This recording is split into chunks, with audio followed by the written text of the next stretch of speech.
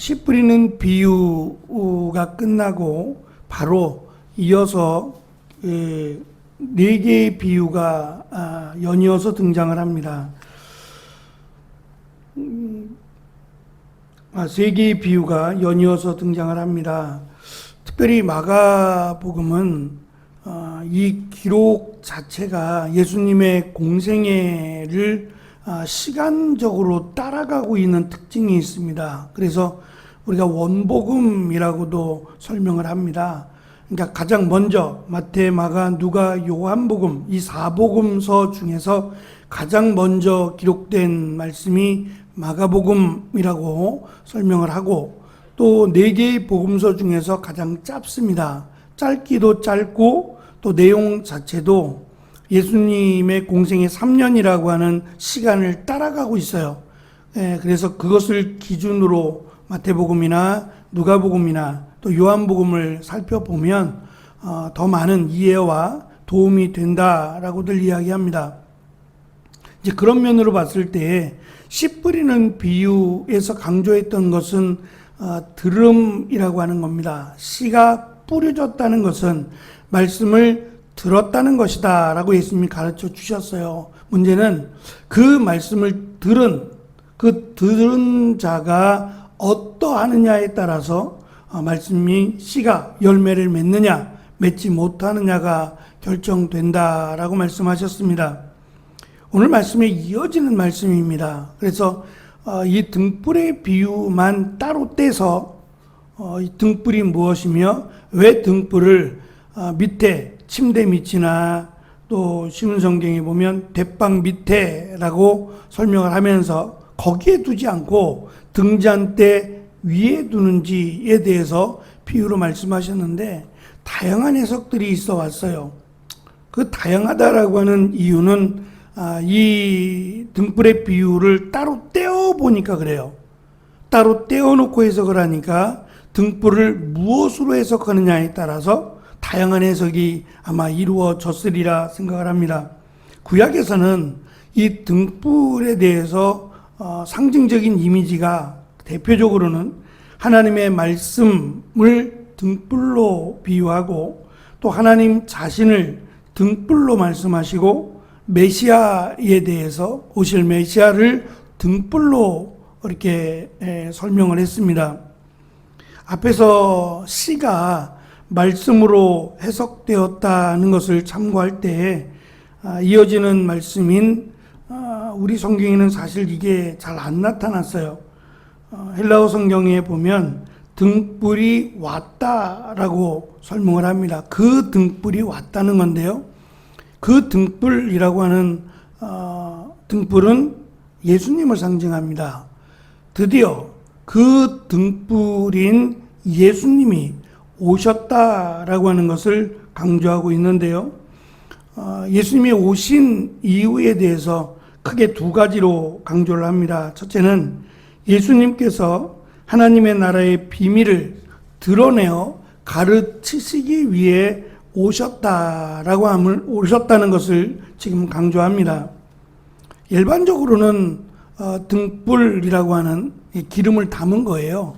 심지를 넣고 기름을 담아서 이렇게 집안을 비추기 위해서 저녁 때 환하게 켜주는 거죠.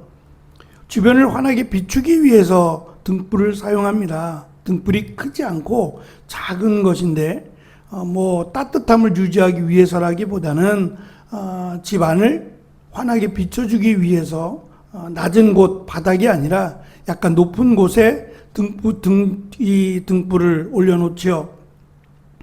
마찬가지로 예수님께서 세상에 오신 것은 하나님의 나라의 비밀을 감추기 위해서가 아니라 감추어진 하나님의 나라의 비밀을 드러내시기 위해서 오셨다는 것을 강조합니다. 여기서 비밀이란 누가 하나님의 나라의 가족인가에 대한 말씀과 어떻게 하나님의 나라에 들어갈 수 있느냐에 대한 것이라고 할 수 있습니다. 두 번째, 이 등불의 비유를 통해서 강조하신 것은 이 아래에 밑에 두어서 어둡게 만들지 말고 위에 두어서 환하게 비추라는 거예요. 등불을 사용하는 이유는 말씀드린 환하게 비추기 위함이고, 환하게 비춘다는 것은 드러내 보이기 위함입니다. 그래서 이 등불의 비유를 통해서 강조하신 것은 보이지 않는다고 보기를 그만두지 말고 끝까지 인내하며 구하고 찾으라고 하는 것을 강조하신 거예요. 말씀드린 것처럼 내가 찾기 원하는 것이 있을 때에는 이 등불을 조금 더 가까이 갖다 대죠. 멀리 있어서 잘 확인이 안 되면 이 등불을 들고 여기저기를 비추어서 내가 원하는 것을 찾기에 아주 유용하게 사용을 합니다. 마찬가지로 예수님께서 말씀하시는 그 내용들이 말씀을 잘 경청하여 들을 뿐만 아니라 그 말씀을 주신 목적을 우리가 깨닫고 더 말씀을 듣기 위해서 끝까지 귀를 기울이라고 하는, 그리고 인내하며 구하고 찾으라고 하는 이런 내용의 말씀을 담습니다.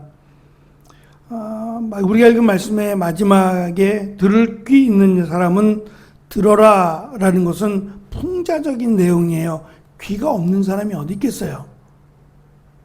특별한 경우가 아니라면 다 귀가 있단 말입니다. 귀가 있는데 문제는 이 귀의 용도가 보는 게 아니고 듣는 거예요. 눈이 보는 것처럼 귀는 용도가 듣는 건데 못 듣는 사람이 있다는 거예요.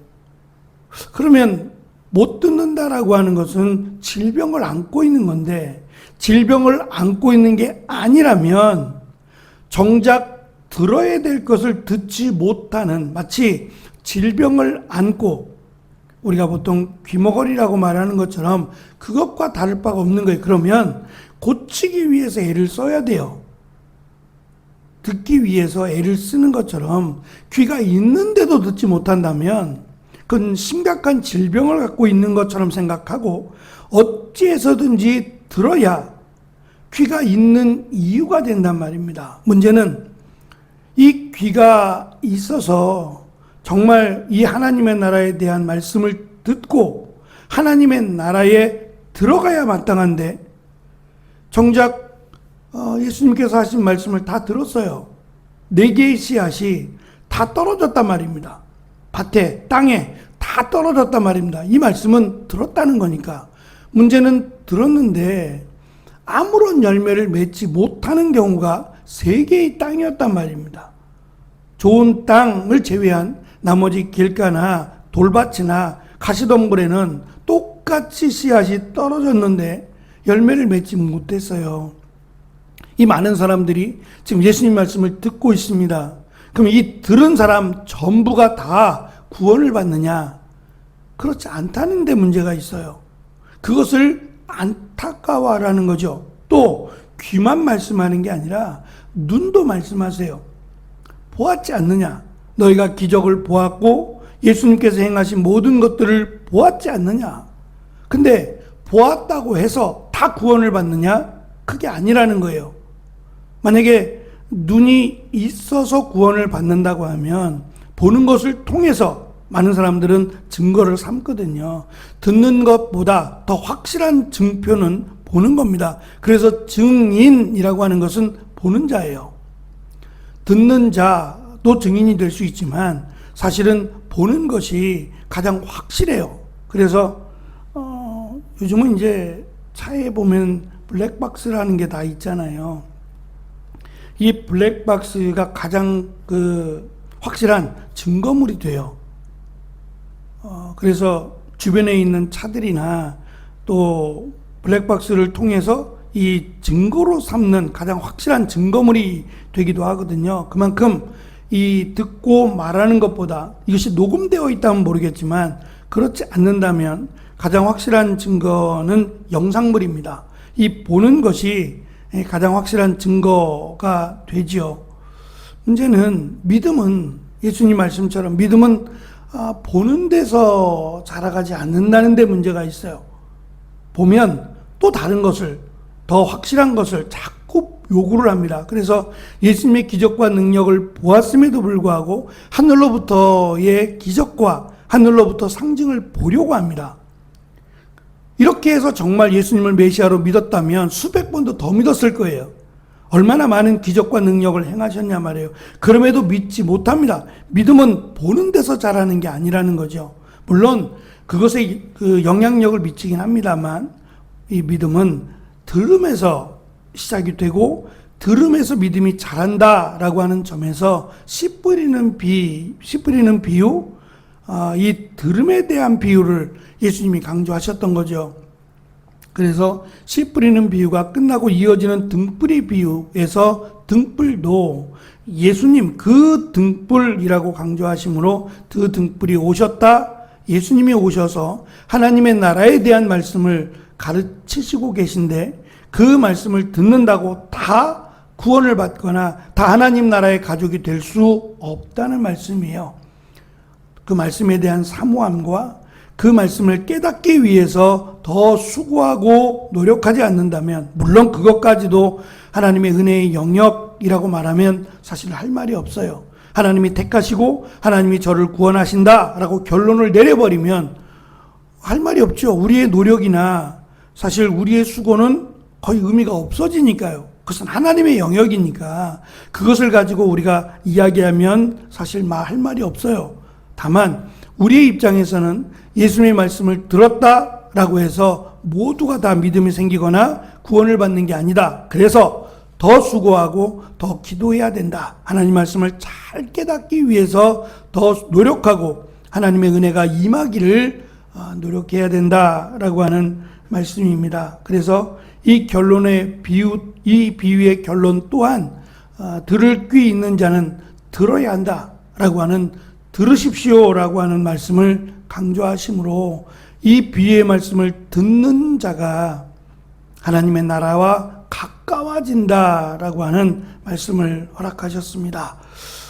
말씀을 듣기 위해서 사모하고 들은 말씀이 내 안에서 귀하게 열매를 맺기 위해서 또 수고하고 노력하는 귀한 은혜로운 오늘 하루가 되시기를 축원합니다.